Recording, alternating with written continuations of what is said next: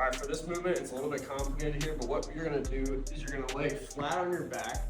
We're going to get a little bit of a glute bridge, just enough to get your hips off the ground, but we're not gonna raise them to full extension, just off the ground. And then what we'll do with the opposite leg is you're gonna raise your leg up as high as you can, and then you're gonna go out to the side, and then bring it up, and then back down. Now the goal here is to get full motion, so full motion this way, full motion out to the side, full motion back here, and then back. All that without letting your hips touch the ground.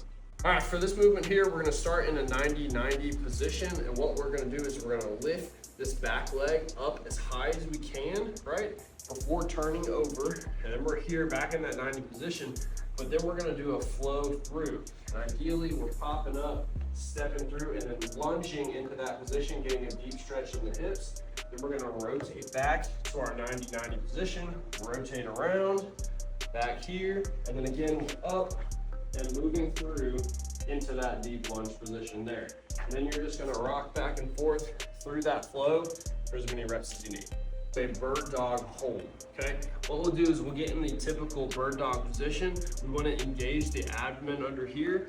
We want shoulders over our hands, hips over our knees, and we're gonna extend out with our arm as far as we can and our back leg as far as we can. And we wanna be able to hold this position for the given time. And then we're gonna do the opposite side, engaging the abdomen, extending out as far as possible, hold, and then return to the start. Movement here, we're gonna do a quadruped hip cars, right? So what we're gonna do is we're gonna be shoulders over hands, hips over knees.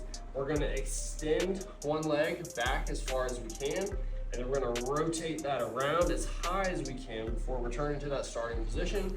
Then we're gonna rotate up and around and back, again, extending as far as we can before returning to the starting position, and just working through that, trying to open up the hips as much as possible as you go through that motion. For this movement, we want to be cautious with this. You want to use a weight that's not too heavy. I'm using 8 pounds here. Honestly, you may not want to go too much more than that, especially if you're having pain at your shoulder. What we're going to do is we're going to lay back in a bench position, so effectively doing a single arm bench.